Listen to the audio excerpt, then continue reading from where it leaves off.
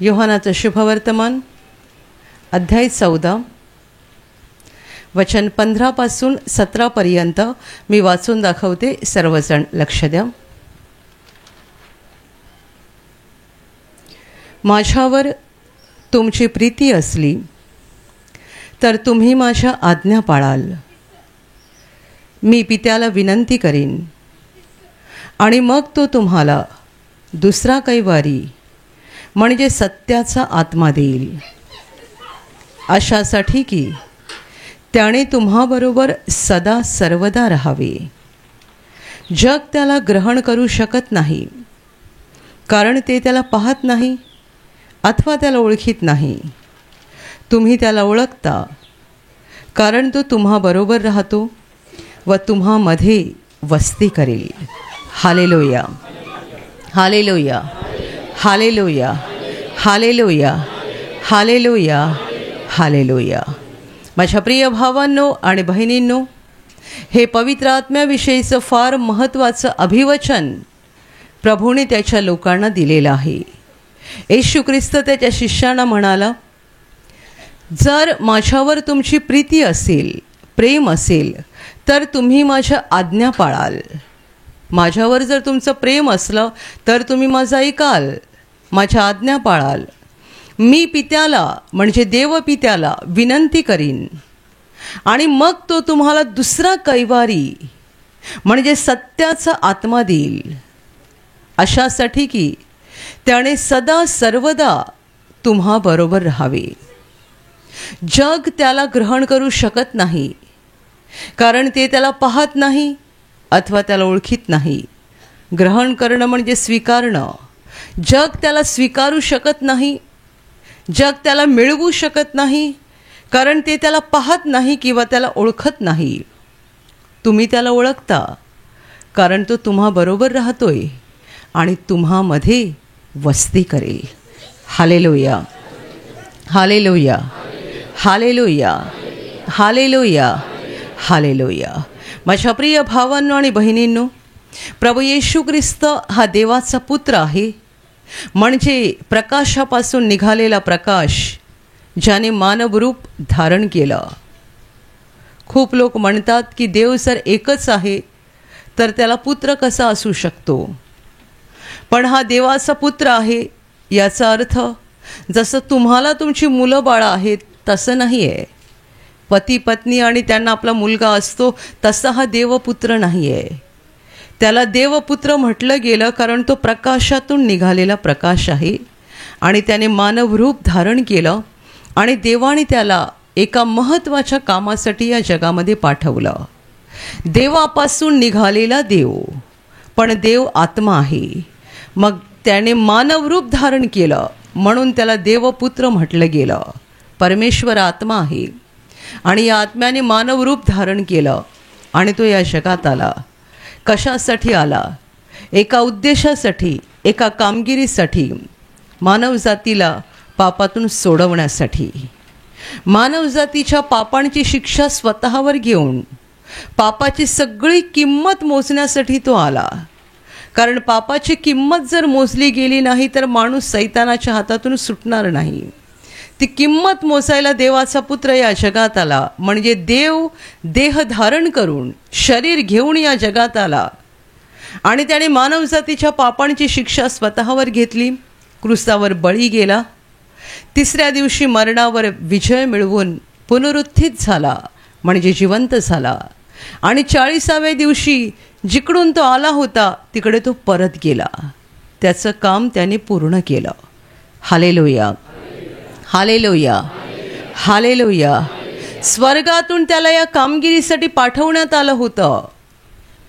देवाचा निर्दोष आणि निष्पाप असा कोकरा बनण्यासाठी, स्वतःचं रक्त ओतण्यासाठी, मानवजातीला पाप क्षमा मिळवून देण्यासाठी स्वर्गातून त्याला इथे पाठवण्यात आलं होतं आणि ती कामगिरी त्याने क्रूसावर पूर्ण केली.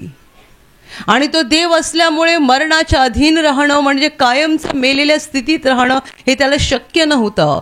म्हणून तिसऱ्या दिवशी मरणाला हरवून, मरणावरती मात करून तो गौरवाने, विजयाने जिवंत झाला आणि जिवंत झाल्यानंतर 40 दिवस आपल्या शिष्यांना दर्शनं देत राहिला, बोलत राहिला, शिकवत राहिला, त्यांना दाखवत राहिला, घाबरू नका, मी मेलो नाही, मी जिवंत आहे. 1 दिवस नाही, 2 दिवस नाही, 40 दिवस. आणि मग 40व्या दिवशी एका डोंगरावर त्याचे शिष्य एकत्र जमलेले असताना त्यांच्या डोळ्यात देखत तो वर आकाशात निघून गेला. तिकडून तो आला होता आणि आपली कामगिरी पूर्ण करून तो पुन्हा तिकडे परत गेला. Hallelujah, hallelujah, hallelujah. पण जेव्हा त्याची ही निघून जायची वेळ जवळ आली होती, बलिदान आणि बलिदानानंतर मरणावर विजय मिळवून पुनरुत्थित होणं, जिवंत होणं आणि त्यानंतर स्वर्गात जाणं, पृथ्वीवरचा काळ जेव्हा त्याचा संपत आलेला होता, त्यावेळेला तो त्याच्या लोकांना, त्याच्या शिष्यांना एका दुसऱ्या कैवारीचं वचन देत आहे. पहिला कैवारी येशू ख्रिस्त स्वतः आहे, जो आपला कैवार घेण्यासाठी म्हणजे आपल्याला वाचवण्यासाठी जगात आला. पण आता तो गेल्यानंतर त्याच्या लोकांना दुसऱ्या मदतनीसची गरज आहे, दुसरा कोणीतरी मदतीला पाहिजे. आणि म्हणून येशू असं म्हणतोय, मी पित्याला विनंती करीन, म्हणजे मी इकडून गेलो स्वर्गात की मी पित्याला सांगेन, देव पित्याला, आणि मग तो तुम्हाला दुसरा कैवारी म्हणजे सत्याचा आत्मा देईल, अशासाठी की त्याने तुम्हाबरोबर सदा सर्वदा राहावं. हा पहिला कैवारी येशू ख्रिस्त सदा सर्वदा या जगात राहायला आलेला नव्हता, तर देव पित्याने त्याला ज्या कामगिरीसाठी पाठवलं होतं तेवढ्यासाठी तो आला होता. ते काम करून त्याला स्वर्गात परत जायचं होतं. पण जो दुसरा कैवारी येणार आहे तो मात्र कायमचा राहणार आहे, सदा सर्वदा. दुसरा कैवारी म्हणजे सत्याचा आत्मा, म्हणजे पवित्र आत्मा, तो तुमच्याजवळ येईल आणि तो तुमच्याबरोबर कायमचा राहील. मी कायमचं राहू शकत नाही, कारण मला देव पित्याने ज्या कामगिरीसाठी पाठवलं आहे ती कामगिरी पूर्ण करून मला तिकडे परत जायचं आहे. Hallelujah, hallelujah. येशू ख्रिस्त शरीर रूपात या जगात होता. तो जर आजपर्यंत तसाच राहिला असता तर जगात जेवढं आज येशूचं काम झालेलं आहे आणि जेवढं आत्म्यांचं तारण झालेलं आहे तेवढं झालं नसतं.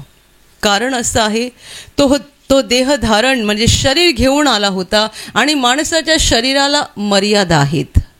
एका वेळेला आपण एकाच ठिकाणी असू शकतो, एका वेळेला आपण 100 ठिकाणी असू शकत नाही, 1000 ठिकाणी असू शकत नाही, कारण शरीराला मर्यादा आहेत. येशू ख्रिस्त या पृथ्वीवर किती काळ राहिला? 33 वर्षे. 33 वर्षे फक्त तो एका देशात राहिला, इस्रायलमध्ये. तो भारतात आला नाही, अमेरिकेत गेला नाही, इंग्लंडमध्ये गेला नाही, कुठेही गेला नाही. जर तो आजही देहरूपात या जगात असता तर कदाचित आपल्यापर्यंत सुवार्ता पोहोचलीही नसती, कारण मानवी शरीराला मर्यादा आहेत आणि मर्यादेमुळे इतकं काम होणं शक्य नाही.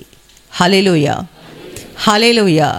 आता तुम्ही एवढे जण इथे आहात, तुम्ही जर सांगाल की सिस्टर आमच्या सगळ्यांसाठी तुम्ही प्रार्थना करा, व्यक्तिगतपणे सगळ्यांसाठी, आणि तुम्ही रांगा लावल्या आणि प्रत्येक जण येऊन आपापली समस्या सांगायला लागले, आपापले आजार सांगायला लागले, पहिली गोष्ट, मला ते झेपणार का सांगा? मला पण शरीर आहे ना तुमच्यासारखं, तर मला ते झेपेल का? आपल्या नायगावला निवासी शिबिरं होतात, जी पूर्वी आपल्या निकणेला पण होत होती. त्यावेळेला शिबिरात 100-150 लोक असतात. तेवढ्यांना पण कधी कधी आशीर्वाद द्यायला मी थकून जाते. म्हणजे नुसता आशीर्वाद द्यायला नाही, लोकांना कसं असते, सिस्टरला सगळं सांगितलं पाहिजे, म्हणजे सांगितलं तर आम्ही बरे होऊ, नाही सांगितलं तर नाही होणार, म्हणजे जसं काही मीच त्यांना बरं करते. आणि मग माझं डोकं दुखते आणि मग माझी कंबर पण खूप दुखते आणि मग मला चक्कर पण येते आणि मग माझा नवरा दारू पण पितो आणि माझ्या मुलाला अजून नोकरी पण मिळाली नाही आणि माझी सून आहे ना ती घरात भांडण करते आणि माझी मुलगी आहे ना ती काही ऐकतच नाही हो. सांगा किती जणांचं ऐकायचं हे?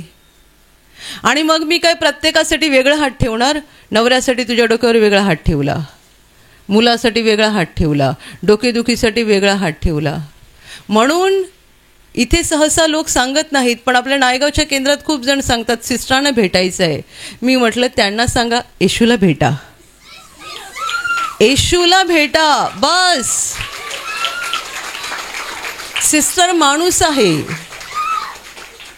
सिस्टर माणूस आहे, काम देव करतोय आणि देवाचा आत्मा करतोय.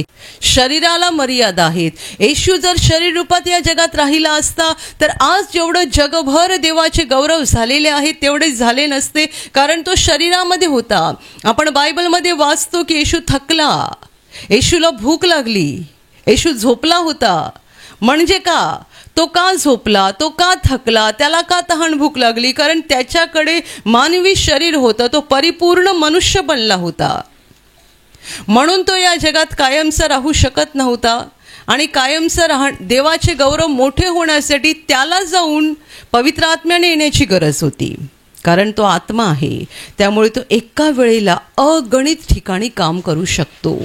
तो आत्मा आहे, त्यामुळे तो थकत नाही, भागत नाही, त्याला भूक लागत नाही आणि त्याच्या कार्याला मर्यादा नाही आहे. Hallelujah, hallelujah, hallelujah. मी व्यक्तिगतपणे लोकांच्या डोक्यावर हात ठेवते, त्यामध्ये देव कार्य करतो. पण त्याहीपेक्षा जेव्हा मी इथून मंचावरून प्रार्थना करते, एका वेळेला शेकडो लोकांसाठी प्रार्थना होते.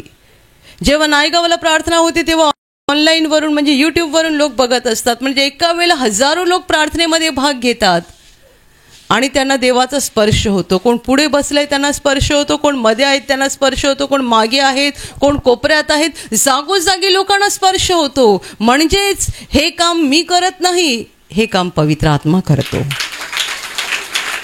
Hallelujah, hallelujah. कालच आपल्या नायगावच्या केंद्रात एका बहिणीने अशी साक्ष दिली. काल पवित्र आत्म्यासाठी प्रार्थना झाली, विशेष प्रार्थना, आणि त्या प्रार्थनेत खूप लोकांना देवाचा मोठा अनुभव आला. या बहिणीने साक्ष अशी दिली की गेली 4 वर्षे मी इकडे प्रार्थनेला येते, पण मी सामर्थ्याने एकदाही पडले नाही. 6 वेळा मी निवासी शिबिरात भाग घेतला, 6 वेळा. तुमच्यामध्ये असे काही जण असतील ज्यांनी एकदा पण शिबिर अजून केलं नाही आहे, पण ती म्हणते मी 6 वेळा शिबिरं केली आहेत. 4 वर्ष मी इथे प्रार्थनेला येते, पण मी पडत नव्हते. आणि म्हणून जे दुसरे पडायचे ना, त्यांच्याकडे बघून मी मनात म्हणायचे हे काहीतरी ढोंग करत असणार. कारण हे जर काही खरं असेल तर मी पण एवढा काळ येते ना प्रार्थनेला, मला काही का होत नाहीये, यांनाच कसं होते. पण काल जेव्हा प्रार्थना सुरू झाली पवित्र आत्म्याची, तेव्हा ती म्हणते मला माहिती नाही मला काय झालं, मी मोठमोठ्याने बोलायला लागली, ओरडायला लागली, गोल गोल घुमली आणि धाडकन खाली पडली. आणि तेव्हा मला कळलं हे सामर्थ्य खरं आहे. मी लोकांना म्हटलं तुम्ही ह्या गोष्टीकडे लक्ष द्या. ही बहीण म्हणते 6 वेळा निवासी शिबिरात तिने भाग घेतला. म्हणजे 6 वेळा सिस्टरने तिच्या डोक्यावर हात ठेवला असणार. कारण निवासी शिबिरात सिस्टर शेवटी आशीर्वाद देतात. जर एखाद 2 शिबिरात मी गेली नसेन तर कमीत कमी 4 वेळा तरी मी तिच्या डोक्यावर हात ठेवला असेन, पण ती पडली नाही. मी तिच्या डोक्यावर हात ठेवला पण ती पडली नाही. आज ती कुठे उभी होती मला माहिती नाहीये, पण स्वर्गातून थेट पवित्र आत्मा तिच्यावर उतरला, देवाचं सामर्थ्य तिच्यावर उतरला आणि पहिल्यांदा ती सामर्थ्याने खाली पडली. ती म्हणते आता मला एवढं बरं वाटते, एवढं हलकं वाटते, एवढं शांत वाटते. का शांत वाटतं, का हलकं वाटतं? हा आहे पवित्र आत्म्याचा स्पर्श. म्हणजे काम माणूस करत नाही, काम परमेश्वर करतो. Hallelujah, hallelujah, hallelujah. येशू म्हणाला मी जर गेलो नाही तर पवित्र आत्मा येणार नाही. जोपर्यंत पहिला कैवारी आहे तोपर्यंत दुसरा कैवारी येणार नाही. मला काम पूर्ण करून गेलं पाहिजे. मी गेलो की मग त्याला तुमच्याकडे पाठवीन. आणि येशूने हे अभिवचन पूर्ण केलं. तो क्रूसावर मरण पावला, पुन्हा उठला, 40व्या दिवशी स्वर्गात गेला. जाताना शिष्यांना बोलून गेला, यरुशलेमच्या बाहेर नका जाऊ, थांबा इकडे, या शहरामध्ये वाट बघत राहा. येशूने त्यांना आज्ञा पण दिली होती की सगळ्या जगात जाऊन सुवार्तेची घोषणा करा, माझ्या नावाचा प्रचार करा. पण तरी तो त्यांना सांगतोय पण एका गोष्टीसाठी मात्र थांबा. स्वर्गातून एक मौल्यवान देणगी तुम्हाला मिळणार आहे. फार मोठं वरदान परमेश्वर पित्यापासून तुम्हाला प्राप्त होणार आहे. ते जोपर्यंत होत नाही तोपर्यंत या शहरातून बाहेर पडू नका, इकडेच राहा. आणि मग तो निघून गेला आणि शिष्य प्रार्थना करत वाट बघत राहिले. स्वर्गातून येणाऱ्या मौल्यवान अनमोल अशा भेटीची, देणगीची ते वाट बघत राहिले. आणि तो दिवस उजाडला ज्याला बायबल पेंटेकॉस्ट म्हणतं, म्हणजे 50वा दिवस, ज्या दिवशी सगळे शिष्य एका घरात जमून प्रार्थना करत होते. आणि अचानक मोठा वारा सुटला. ज्या घरात ते बसले होते ते घर वाऱ्याने भरून गेलं आणि त्यांनी बघितलं आकाशातून अग्नीच्या जिभा त्यांच्यावर उतरत आहेत आणि त्यांच्यावर येऊन त्या अग्नीच्या जिभा बसल्या आणि ते सगळेजण पवित्र आत्म्याने परिपूर्ण झाले. Hallelujah, hallelujah.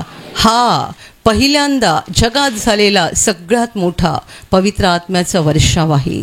आणि त्या दिवसापासून सुरुवात होऊन आजच्या दिवसापर्यंत जवळजवळ 2000 वर्षे होत आली. या जगामध्ये अखंड पवित्र आत्म्याचा वर्षाव होत आहे. पवित्र आत्मा या जगामध्ये काम करत आहे. आजच्या घडीला येशू ख्रिस्त कुठे आहे? बायबल म्हणतं की तो देवपित्याच्या उजव्या हाताजवळ म्हणजे स्वर्गामध्ये राजासनावर बसलेला आहे.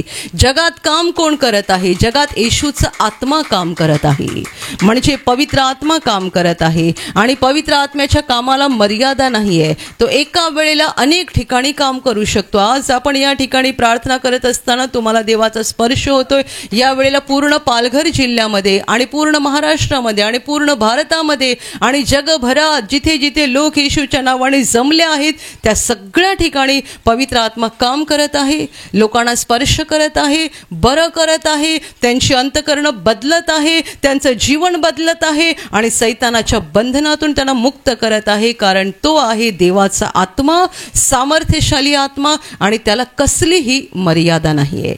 Hallelujah, hallelujah, hallelujah. प्रभू येशू म्हणाला अशासाठी की, म्हणजे तो कैवारी तुमच्याकडे अशासाठी येणार आहे की त्याने तुम्हाबरोबर सदा सर्वदा राहावं. येशू त्याच्या शिष्यांबरोबर होता, पण तो कायमचा या जगात देहरूपात राहणार नव्हता. पण आता मी गेल्यावर दुसरा कैवारी मी पाठवणार आहे, तो मात्र कायमचा राहील.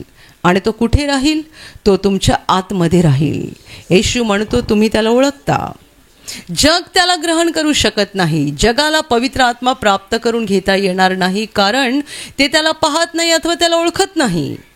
ते देवाला ओळखत नाहीये, ते येशू ख्रिस्ताला ओळखत नाहीये, ते पवित्र आत्म्याला ओळखत नाहीयेत आणि म्हणून त्यांना पवित्र आत्मा मिळू शकत नाही. तुम्ही त्याला ओळखता, कारण येशू म्हणतोय तो तुमच्या बरोबर राहतोय. तो स्वतःविषयी म्हणतोय तो तुमच्या बरोबर आहे आणि मग तो तुमच्या मध्ये म्हणजे तुमच्या आतमध्ये वस्ती करेल. हालेलुया. आणि आतमध्ये जेव्हा तो येऊन राहील तेव्हा तो कायमचा राहील. 1 वर्षासाठी, 10 वर्षासाठी नाही. जोपर्यंत आपण या जगात आहोत तोपर्यंत तो आपल्यामध्ये वस्ती करणार. पवित्र आत्मा आपल्यामध्ये राहणार, म्हणजे देव स्वतः आपल्यामध्ये वस्ती करणार. Hallelujah, hallelujah, hallelujah. आणि देवाच्या लोकांना ह्या पवित्र आत्म्याची फार गरज आहे. येशूने आपल्याला पापक्षमा दिली, येशूने आपल्याला अनंत जीवन दिलं, पण आपण पापांचा पश्चाताप केला, येशूचा स्वीकार केला, पापक्षमा मिळवली की त्यानंतर अनंत जीवनात जाईपर्यंत आपल्याला एक मोठा प्रवास करायचा आहे. असं नाही आहे की आपण येशूवर विश्वास ठेवला लगेच आपण इकडे मेलो आणि मग स्वर्गात गेलो. फार थोड्या क्वचित काही लोकांच्या बाबतीत असं घडतं, परंतु बहुसंख्य लोकांना येशूवर विश्वास ठेवल्यानंतर या जगामध्ये एक मोठा प्रवास करायचा असतो आणि या प्रवासामध्ये सामर्थ्यशाली, विजयशाली असं जीवन जगायचं असतं. घाबरत घाबरत नाही, दुबळं नाही, पापात पडत नाही, सतत पाप करून नाही, पापापासून दूर राहून सामर्थ्याने, कोणतीही भीती न बाळगता, कोणत्याही प्रकारची निराशा न येऊ देता आपल्याला सामर्थ्याने पुढे चालत राहायचं आहे. आणि त्यासाठी आपल्याला एका मदतनीसची गरज आहे, सहाय्यकाची गरज आहे. कुणीतरी आपल्याला मदत केली पाहिजे, त्याशिवाय हा प्रवास करणं शक्य नाही. हालेलुया. येशूने आपल्याला पापक्षमा दिली, पण त्या अनंत जीवनात पोहोचेपर्यंत कुणीतरी आपल्याला मदत करायची गरज आहे, त्याशिवाय आपण तिकडे जाऊ शकत नाही. हा प्रवास एवढा सोपा नाही आहे. तुम्ही इतका काळ प्रार्थनेमध्ये आहात, तुम्हाला अनुभव असेल. तुम्ही प्रार्थनेला यायला निघता, काहीतरी अडथळे येतात. एखादा दिवस तुमचा खूप आनंदात येतो असतो, अचानक काहीतरी असं घडते की तुम्हाला खूप चीड येते, संताप येतो आणि तुम्ही म्हणता आतापर्यंत माझा मूड चांगला होता, याने माझा मूड खराब केला. खूप गोष्टी घडतात, खूप पडझड होत राहते आणि म्हणून आपण आपल्या शक्तीने आणि आपल्या बुद्धीने हा अनंत जीवनाचा प्रवास करू शकत नाही. हा प्रवास करण्यासाठी आपल्याला कुणाची तरी गरज आहे आणि त्यासाठीच प्रभू येशूने आपल्याला पवित्र आत्मा दिलेला आहे. तो आपल्यामध्ये राहतो. काय करतो तो आपल्याला शिकवत राहतो. इकडून चाल, इकडून चालू नको, हे बोल, हे बोलू नको, असं कर, असं करू नको. तो आपला निरंतर कायमचा शिक्षक आहे, मार्गदर्शक आहे. तो आपल्याला शिकवत राहतो. दुसरी गोष्ट, तो आपल्याला आतून बळ देत राहतो. बळ. मानवी जीवन किती दुबळं झालंय सांगा. दुबळं. छोटे छोटे आजारांना पण आपण घाबरून जातो. आजारांची नावं ऐकली तरी आपण घाबरतो. दुबळं जीवन होत चाललेलं आहे. छोटा अंगावर पांढरा डाग आला तरी भीती वाटते. एक केस पांढरा झाला तरी भीती वाटते. आता सगळे माझे केस पांढरे होतील की काय. छोट्या छोट्या गोष्टीने माणसं घाबरतात. मानवी जीवन दुबळं होत चाललेलं आहे. आपल्याला सामर्थ्याची गरज आहे. पवित्र आत्मा आपल्याला बळ देतो. तो आपल्याला सामर्थ्य देतो. तो आपल्याला हिम्मत देतो. पवित्र आत्मा आपल्यामध्ये उपळत्या पाण्याचा झरा बनतो. ज्या विहिरीला झरा असतो ना, ती विहीर सुकत नाही. पाणी कमी झालं की झरा लगेच पाणी भरून काढतो. तसा पवित्र आत्मा आपल्यामध्ये काम करतो. खूप वेळा दुःखाचे प्रसंग येतात, आपण निराश होतो, दुःखी होतो, रडतो, अस्वस्थ होतो. पण जेव्हा आपण या स्थितीला जातो ना, त्यानंतर थोड्याच वेळात जसं पाणी कमी झालेली विहीर पटकन पाण्याने भरते झरे असल्यानंतर, त्याप्रमाणे दुःखी आणि कष्टी मनस्थितीत सुद्धा थोड्या वेळानंतर आपल्या मनाला धीर प्राप्त होतो, उत्तेजन प्राप्त होते आणि आपल्याला वाटतं नाही नाही, देव आहे माझ्याबरोबर, देव आहे माझ्याबरोबर. हा प्रसंग दुःखाचा आहे, हा प्रसंग खूप निराशेचा आहे, पण देव आहे माझ्याबरोबर. का वाटतं? हा पवित्र आत्मा उपळत्या पाण्याचा झरा आहे. तो आतून बोलत राहतो, धीर देत राहतो. तो सांगत राहतो, घाबरू नको, मी आहे. घाबरू नको, मी आहे. घाबरू नको, तो दुष्ट तुला गिळू शकत नाही. घाबरू नको, देव तुझ्याकडे बघत आहे. देवाचं तुझ्याकडे लक्ष आहे. देव तुझ्यावर प्रेम करतो. पवित्र आत्मा आतून एका उपळत्या झऱ्यासारखा आम्हाला धीर देत राहतो, सांत्वन करत राहतो. आणि या सगळ्यामुळे काय होतं? या सगळ्यामुळे आम्हाला आमचा विश्वासाचा प्रवास करायला सोपं जातं. म्हणून ज्याला ज्याला पवित्र आत्मा मिळाला आहे त्याला त्याला हा अनुभव नेहमी येतो, मी एकटा नाही, मी एकटी नाही. कुणीतरी बोलतंय माझ्यातून, कुणीतरी सांगतंय मला, कुणीतरी मला मार्गदर्शन करतंय. आता अलीकडे आपल्या एका भावाने इथे साक्ष दिली होती, जे इको गाडी चालवतात. ते बायबल काहीतरी गाडीत नेहमी बायबल ठेवायचे आणि पण मागे ठेवायचे. आणि एक दिवस त्यांना आवाज आला अंतकरणात, बायबल मागे ठेवू नको, तुझ्या बाजूला ठेव. आणि त्याने बायबल बाजूला ठेवलं आणि थोड्या पुढे गेल्यानंतर गाडीला मोठा अपघात झाला. पण त्या अपघातातून देवाने फार मोठ्या चमत्काराने त्या बंधूला वाचवलं. तुम्ही मला सांगा की हे बंधू म्हणतात, मला आतून आवाज आला, मला आतून असं जाणवलं की आज बायबल तुझ्या बाजूला ठेव. हे आतून बोलणारा कोण आहे सांगा?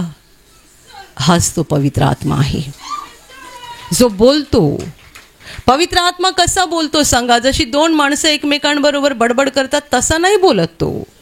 मानवी शब्द जसे आपल्या ह्या कानावर पडतात तसा नाही बोलत तो. आपल्या अंतकरणातून प्रेरणा येते, प्रेरणा, ज्याला तुम्ही सोप्या भाषेत विचार बोलू शकता, विचार. पण ते इकडून नाही येत, ते इकडून येतात. जे इथून येतात ते असतात बुद्धीचे विचार. जे आत्म्यातून येतात, आतून, ते असतात पवित्र आत्म्याचे विचार, ते असतात पवित्र आत्म्याचे शब्द, ती असते पवित्र आत्म्याची प्रेरणा. ज्याला पवित्र आत्मा प्राप्त होतो तो नेहमी अनुभव करतो, मी एकटा नाही आहे, माझ्यासोबत कोणतरी आहे जो मला मार्गदर्शन करतोय, मला शिकवतोय, मला हिम्मत देतोय, मला बळ देतोय. पवित्र आत्मा मिळालेली व्यक्ती दुबळी राहत नाही, अशक्त राहत नाही, कमजोर राहत नाही. असू शकते की त्यांच्याकडे पैसा भरपूर नाही आहे, पण ज्या व्यक्तीकडे पैसा आहे, खूप पैसा आहे, अमाप पैसा आहे, मोजता येणार नाही एवढा, पण जर पवित्र आत्मा नसेल तर ती व्यक्ती दुबळी आहे, गरीब आहे. आणि एखादी व्यक्ती पैशाने गरीब आहे, पण तिच्याकडे जर पवित्र आत्मा आहे तर ती खऱ्या अर्थाने श्रीमंत व्यक्ती आहे, धनवान व्यक्ती आहे. Hallelujah, hallelujah. पवित्र आत्म्याने भरलेली व्यक्ती सामर्थ्यशाली जीवन जगते. येशूचे शिष्य त्या 50व्या दिवसापर्यंत घाबरलेले होते, कारण त्यांच्या प्रभूला ज्या प्रकारे हाल हाल करून मारलं होतं, त्यामुळे त्यांच्या हृदयात भीती होती, आमचं पण लोक असंच करतील काय. म्हणून ते उघडपणे लोकांमध्ये फिरत नव्हते, घाबरायचे, येशूचं नाव बाहेर कुठे घेत नव्हते, भीती वाटायची. पण बायबल म्हणतं की जेव्हा त्यांना हा पवित्र आत्मा प्राप्त झाला तेव्हा सगळी भीती निघून गेली, सगळं भय निघून गेलं, मोठी हिंमत त्यांच्यामध्ये आली. आणि मग ते बाहेर येऊन येशूच्या नावाचा प्रचार करू लागले. आणि तिकडून आरंभ होऊन येशूचं नाव पुढे पुढे पुढे पुढे गेलं आणि ते आज आपल्यापर्यंत येऊन पोहोचलेलं आहे. हे आहे पवित्र आत्म्याचं काम. पवित्र आत्मा भीती काढून टाकतो, दुबळेपणा, अशक्तपणा काढून टाकतो. तो आपल्या आत्म्यामध्ये हिंमत देतो, आपल्याला बळ देतो, सामर्थ्य देतो. Hallelujah, hallelujah, hallelujah. माझ्या प्रिय भावांनो आणि बहिणींनो, आणि म्हणून पवित्र आत्म्याने भरून जाण्याची प्रत्येकाला गरज आहे. तुमच्यामध्ये असे कोणी भाऊ बहिणी असतील ज्याने प्रभू येशूचा नीट स्वीकारच केला नाही आहे, तर तुम्हाला पहिल्याने येशूचा स्वीकार करण्याची गरज आहे. कारण जोपर्यंत पहिला कैवारी तुम्ही हृदयात घेत नाही तोपर्यंत दुसरा कैवारी येऊ शकत नाही. पवित्र आत्मा कोणाला मिळतो? ज्याने येशूवर विश्वास ठेवला आहे की येशू हा देवाचा पुत्र आहे आणि तो माझ्या पापांसाठी क्रूसावर मेलेला आहे, असा जो विश्वास ठेवून आपल्या पापांचा पश्चाताप करतो आणि येशूला आपल्या हृदयामध्ये प्रभू आणि तारणारा म्हणून स्वीकारतो, त्याला पुढे जाऊन पवित्र आत्मा प्राप्त होतो. म्हणून तुम्ही जर येशूचा स्वीकार केला नसेल तर पवित्र आत्मा प्राप्त करण्यासाठी पहिल्याने तुम्ही येशूला ओळखायला पाहिजे. येशू म्हणतो जग त्याला ग्रहण करू शकत नाही, कारण ते त्याला पाहत नाही अथवा त्याला ओळखत नाही. तुम्ही पहिल्याने येशूला ओळखलं पाहिजे, येशूचा स्वीकार केला पाहिजे, पापांचा पश्चाताप केला पाहिजे आणि मग जाऊन तुम्ही देवाकडे पवित्र आत्मा मागा. देव पवित्र आत्म्याने भरून काढेल. आणि ज्यांनी आधीच येशूचा स्वीकार केला आहे आणि तुम्हाला पवित्र आत्मा प्राप्त झाला आहे, अधिक अभिषेकासाठी म्हणजे अधिक पवित्र आत्मा मिळवण्यासाठी नेहमी प्रार्थना करत राहा, प्रयत्न करत राहा. कारण येशू म्हणाला, जे त्याच्याकडे मागतात म्हणजे देवपित्याकडे, त्यांना तो किती विशेष करून पवित्र आत्मा देईल. म्हणजे देवाला आपल्याला काय देण्यात आनंद आहे सांगा? पवित्र आत्मा देण्यात. तुम्ही आज बरे व्हायला इकडे आला असाल, दुःखातून मुक्ती मिळवायला आला असाल, एखादा आशीर्वाद मिळवायला आला असाल, परंतु तुम्हाला जे काही देवाला द्यायचं आहे ते आहे पवित्र आत्मा. देव तुम्हाला पवित्र आत्मा देऊ इच्छितोय. कारण एकदा पवित्र आत्मा आमच्यामध्ये आला की अंधार निघून जाईल, सैतानाची कामं नष्ट होतील. एकदा पवित्र आत्मा आमच्यामध्ये आला की आमचं जीवन प्रकाशित होईल. आम्ही छोट्या गोष्टीची अपेक्षा करतोय, आजारमुक्ती, दुःखमुक्ती, एखादा आशीर्वाद. देव आम्हाला मोठी गोष्ट द्यायला बघतोय, पवित्र आत्मा. Hallelujah, hallelujah, hallelujah. रोजच्या तुमच्या जीवनामध्ये पवित्र आत्मा मागा, प्रार्थना कराल तेव्हा पवित्र आत्म्याने भरून जा. पैसा, संपत्ती, मालमत्ता आणि इतर ज्या काही जगिक आणि भौतिक गोष्टी आहेत त्या देवाकडे मागत राहू नका, पवित्र आत्मा मागा. पॅस्टर बेनी हिन म्हणतात, मी देवाला नेहमी सांगतो, तू माझ्याकडून सगळं काढून घेतलं तरी चालेल, माझं सगळं वैभव काढून घे, परंतु एक गोष्ट कधीच काढू नको, तुझा पवित्र आत्मा जो माझ्यामध्ये तू ठेवलेला आहे तो कधीच काढू नको. तू माझा पैसा घे, तू माझी गाडी घे, तू माझं घर घे, सगळं घेतलं तरी चालेल, पण माझ्यामध्ये तुझ्या आत्म्याचा अभिषेक जो तू ठेवलेला आहे तो कधी काढू नकोस. Hallelujah, hallelujah. ज्याच्याकडे पवित्र आत्मा आहे तोच विजयशाली आहे, तोच सामर्थ्यशाली आहे, तोच सैतानाला हरवू शकतो. तुमचा पैसा सैतानाला हरवू शकत नाही, तुमच्या शिक्षणाची डिग्री सैतानाला हरवू शकत नाही. सैतानाला हरवण्यासाठी आणि विजयाने पुढे जाण्यासाठी पवित्र आत्म्याची गरज आहे. पवित्र आत्म्याने भरलेली व्यक्ती स्वतः विजयशाली जीवन जगते. तिच्याद्वारे तिचं कुटुंब आशीर्वादित होतं, समाज आशीर्वादित होतो. कारण ती व्यक्ती पवित्र आत्म्याने भरलेली असल्यामुळे ती जिथे जाते तिकडून अंधार पळून जातो आणि तिकडे देवाचं राज्य येतं. Hallelujah, hallelujah, hallelujah. बरोबर 21 वर्षापूर्वी म्हणजे 20 जून 2004ला आपल्या प्रार्थना केंद्रात पहिल्यांदा ब्रदरांना देवाने फार मोठा पवित्र आत्म्याचा अभिषेक केला. 20 जून 2004 एक छोटीशी प्रार्थना सभा सुरू होती. त्याच्यात मी पण हजर होते. 35-40 माणसं होती. ब्रदर प्रवचन देत होते, पवित्र आत्म्याच्या सामर्थ्याविषयी बोलत होते आणि ब्रदर म्हणाले की देवाची इच्छा असेल तर आज ते सामर्थ्य देव इथे सुद्धा प्रकट करेल. आणि ब्रदरांनी फुंकर मारली माईकवरून. 2 जण खाली पडले. अजून फुंकर मारली, अजून 2 जण खाली पडले. वाढत गेलं. आम्ही सगळे बघत होतो, कधी बघितलंच नव्हतं. ब्रदरांना स्वतः आश्चर्य वाटलं की हे काय होत आहे. त्या दिवशी 35-40 माणसं असतील. जवळजवळ 90 ते 95% माणसं सामर्थ्याने खाली पडली. अन्य भाषा बोलायला लागले. त्यांच्यावर देवाचं मोठं सामर्थ्य उतरलं. हा पहिला दिवस होता ज्या दिवशी आपल्या ब्रदरांना देवाने फार मोठ्या सामर्थ्याचा अभिषेक केला. त्याच्या आधी प्रार्थना केंद्रामध्ये सामर्थ्य होतं, पण ते काही प्रमाणात. ताप, खोकला, सर्दी बरं व्हायचं, क्वचित कधीतरी एखाद्याचा कॅन्सर बरा व्हायचा. पण ह्या सामर्थ्यानंतर चमत्कार मोठ्या प्रमाणात वाढले. मोठ्या प्रमाणात आजारमुक्ती, दुःखमुक्ती, व्यसनमुक्ती, एवढे चमत्कार घडायला लागले, एवढे चमत्कार की लोकांचे लोंढे यायला लागले. त्या काळातली एक साक्ष आम्ही नेहमी सांगतो. अशी वेळ यायची की आम्हाला प्रार्थना घराचं गेट बंद करून लोकांना सांगावं लागायचं, कृपा करून घरी परत जा, आतमध्ये जागा नाही आहे. आणि असा तो दिवस होता ज्या दिवशी आतमध्ये एवढी गर्दी की इंच पण जागा सुटलेली नव्हती. लोक स्टेजला एकदम चिकटून बसले होते. मध्ये फिरायला जागा नाही, काही नाही आहे. आणि प्रार्थना केंद्राचं गेट आपल्या व्हॉलेंटियर्स भाऊंनी बंद केला. येणाऱ्या लोकांना सांगितलं कृपा करून परत जा, आतमध्ये जागा नाही आहे. एक वयस्कर बाई आलेली होती पहिल्यांदा. तिला कुठून माहिती मिळाली म्हणून ती आली. तिला दम्याचा त्रास होता. ती आली तेव्हा पण तिला दम लागलेला होता. किती वर्षे तिला हा आजार होता. तिला पण परत पाठवलं गेलं. पण ती मनात म्हणाली मी एवढ्या दुरून आले आहे, पहिल्यांदा आले आहे, तर कधीतरी हा गेट उघडेल, अर्ध्या तासाने 2 तासाने, तोपर्यंत मी इकडेच थांबून राहील. आणि ती गेटच्या कोपऱ्यात उभी राहिली. आतमध्ये प्रार्थना सुरू झाली. तिला आतमध्ये काय आहे, कोण आहे, काही माहिती नव्हतं. तिला फक्त ऐकायला येत होतं. ब्रदरांनी आजारमुक्तीची प्रार्थना सुरू केली आणि ब्रदर इथून माईकवरून टच बोलले. ती गेटच्या बाहेर एवढ्या दूर होती, तिकडे सामर्थ्याने खाली पडली. आणि नंतर जेव्हा ती उठली तेव्हा तिला एकदम हलकं वाटायला लागलं. तिचा दमा लागणं बंद झालं, त्रास निघून गेला.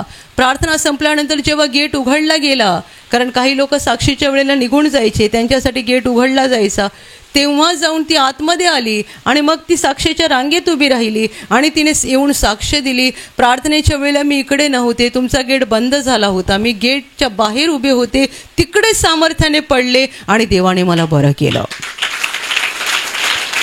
Hallelujah, hallelujah. हे आहे पवित्र आत्म्याचं सामर्थ्य.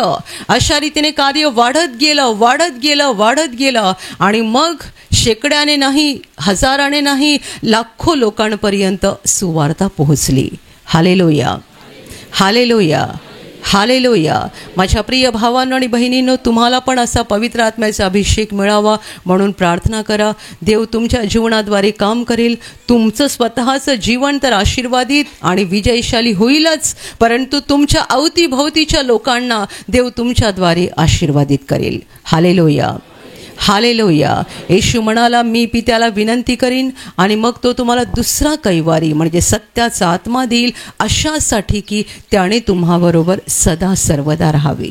सदा सर्वदा देवाचा आत्मा आपल्यामध्ये असावा. त्याने आपल्याला शिकवावं, त्याने आपल्याला मार्ग दाखवावा, त्याने आपल्याला सामर्थ्य द्यावं, त्याने आपल्याला पुढे चालवत राहावं. म्हणून प्रयत्न करा. या जगाकडे लक्ष देऊ नका. जग विनाशाकडे चाललेलं आहे.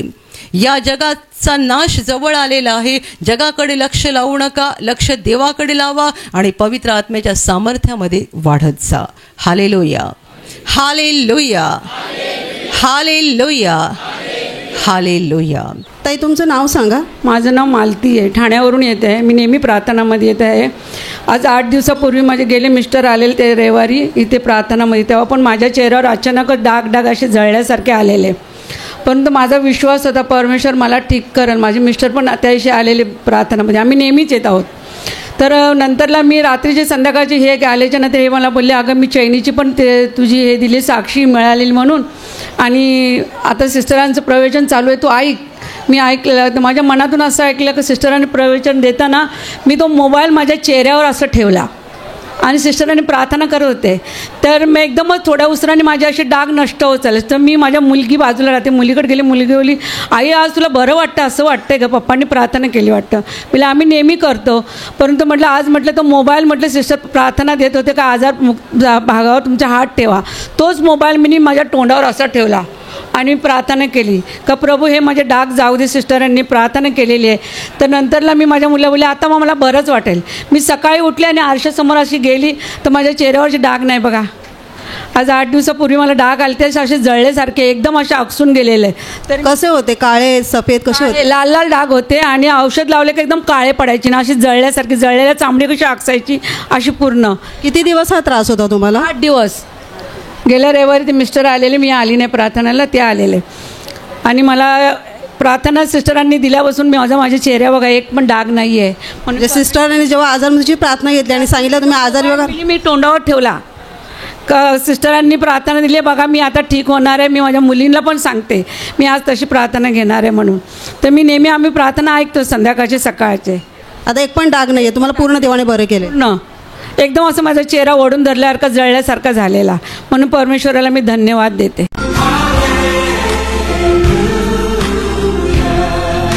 ताई तुमचं नाव सांगा. सुनंदा.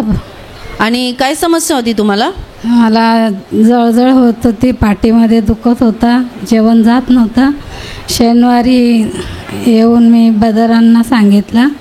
शनिवारी तुम्ही इथे उपवास प्रार्थनेत आले आणि काउन्सिलिंगमध्ये तुम्ही एका ब्रदरांना आशीर्वाद घेतला. हां, तेव्हापासून मला जळजळ होत नाही. किती दिवसापासून असा त्रास होता तुम्हाला? 6-7 महिने होता. 6 ते 7 महिने. म्हणजे नक्की काय व्हायचं जेवल्यानंतर? इकडं सगळं पाठीमध्ये दुखायचं आणि चपाती खाल्ली तर एक तांब्या पाणी प्यायची, तेव्हा ती एक चपाती आतमध्ये जायची आणि इथं पुढं नुसतं असं धरून ठेवल्यासारखं. आता काय इथे समोर या, ते उभे राहा, इकडे समोर या. तुम्ही म्हणतात की असं त्रास नेहमी तुम्हाला पाठीमध्ये आणि छातीमध्ये थोडं जळजळ वाटायचं आणि चपात्या खाल्ल्या की चपात्या डायरेक्ट तुम्हाला जायचं नाही, म्हणजे अडकून राहायचं आणि पाणी पिल्यानंतरच तो खाली उतरायचं, आस उतरायचा. असं तुम्हाला 6 ते 7 महिने सांगितलं. मग माझी तब्येत एकदम खराब होत चालली. तर म्हणजे जेवणच जात नव्हतं व्यवस्थित. प्रभू येशूने बरं केलेलं आहे. तेव्हापासून आता तुम्ही व्यवस्थित जेवता? हां.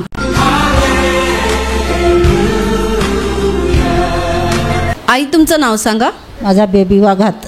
आणि काय समस्या होती? माझं यो कानना 4 महिने कान दणकुंद सारेला ताना नुसती हवा निघायची कानांची, रातना दिस हवा निघायची.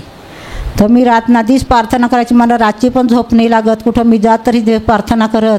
म्हणजे तुम्हाला इतका त्रास व्हायचा की रात्री झोप पण लागायची नाही? लागायची. मला घाबरा वाटायचा, माझ्या कानाला वाद झाला का काय केला असा मला घाबरा वाटायचा. म्हणजे कान दुखायचं पण? दुखायचा नाही, साधारण तो दुखायचा पण दणकून सरकाना हवा चालूच निघायची.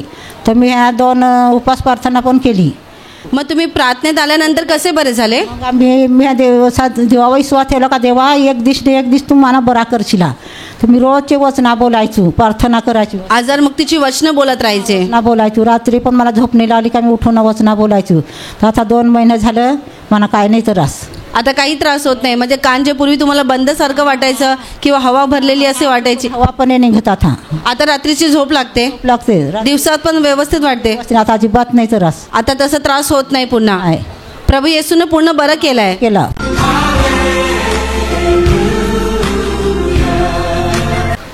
ताई तुम्हाला कुठला त्रास व्हायचा? मला ना म्हणजे प्रवास केला का मला चक्कर यायची, कुठला पण प्रवास केला ना का मला चक्कर यायची, उलट्या व्हायच्या, डोका दुखायचा माझा. म्हणजे लांबचा जवळचा कुठलाही प्रवास केला तरी त्रास व्हायचा? हां, कुठलाही प्रवास केला तरी पण उलटी यायची, चक्कर यायची ना, डोका पण दुखायचा माझा, जाम डोका दुखायचा. मग मी झोपूनच राहायचो घरी. किती दिवसापासून त्रास होता हा? या त्रास म्हणजे झाला असतील तरी पण 5-6 वर्षे तरी झाले असतील. 5-6 वर्षांपासून व्हायचं. हां 5-6 वर्षांपासून. मग हा त्रास कसा निघून गेला? मी देवाजवळ प्रार्थना करायचो आणि म्हणजे दर रविवारी मी प्रार्थनेला पण येते आणि देवाजवळ प्रार्थना पण मी करायचो. संध्याकाळी पण मी प्रार्थनेला बसतो. तर मी देवाजवळ म्हणजे वचना पण मी बोलत राहायचो. आपली 3 वचनं आणि ती पण बोलत राहायचो मी. मग प्रभूच्या कृपेने तुमचा हा त्रास निघून गेला? हा माझा त्रास निघून गेला.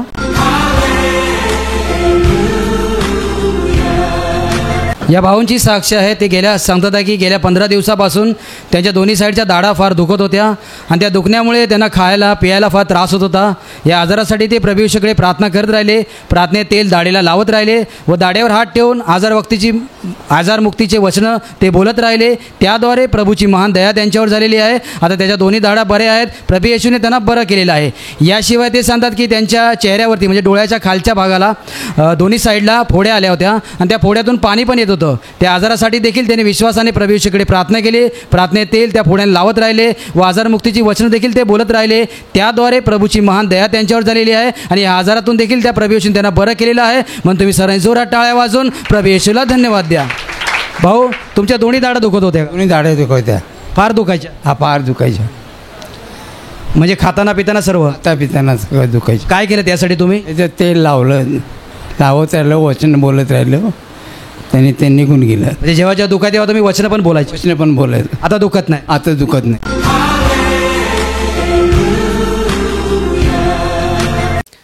आणि आता मी तुमच्यासाठी प्रार्थना करणार आहे. पूर्ण विश्वास ठेवा की प्रभू येशू एका क्षणात तुम्हाला स्पर्श करून बरं करेल. एका क्षणात तो तुमच्या जीवनातलं दुःख काढून टाकेल. कारण प्रभू आजही जिवंत आहे. 2000 वर्षांपूर्वी तो देहरूपात या जगात होता. आज देहरूपात नाही आहे पण आत्म्याच्या रूपाने आहे. आणि जिथे जिथे लोक त्याच्यावर विश्वास ठेवतात आणि विश्वासाने त्याला हाक मारतात तिकडे तिकडे तो त्यांच्या अगदी जवळ असतो. त्यांना बरं करायला, त्यांना आनंदित करायला आणि त्यांना सैतानाच्या हातातून सोडवायला तो नेहमीच तयार असतो. म्हणून विश्वास ठेवा, प्रभू इथे आहे. तो तुम्हाला स्पर्श करेल आणि तुमचं जीवन बदलून टाकेल. जिथे तुम्हाला आजार आहे तिथे विश्वासाने हात ठेवा आणि तिथे हात ठेवणं शक्य नसेल तर छातीवर हात ठेवा. प्रभू येशूच्या नावाने या क्षणाला तुमच्या शरीरातले सगळे आजार नष्ट होत. प्रभू येशूच्या नावाने तुमच्या जीवनातील सगळी दुःख निघून जावोत. सैतानाची सर्व कामं तुमच्या घरातून आणि तुमच्या कुटुंबातून प्रभू येशूच्या नावाने पूर्णपणे नष्ट होत. सर्व शुद्धात्म्यांनो प्रभू येशूच्या नावाने मी तुम्हाला आज्ञा देत आहे. या क्षणाला यांना सोडून निघून जा आणि पुन्हा त्यांच्यात शिरू नका. प्रभूचं महान सामर्थ्य तुमच्यावर येऊ. पवित्र आत्मा तुमच्यावर येऊ. पवित्र आत्म्याचा आनंद तुमच्या जीवनात येऊ. पवित्र आत्म्याची शांती तुमच्या हृदयात येऊ आणि तुमचं जीवन स्वर्गीय प्रकाशाने भरून जावो. आमीन.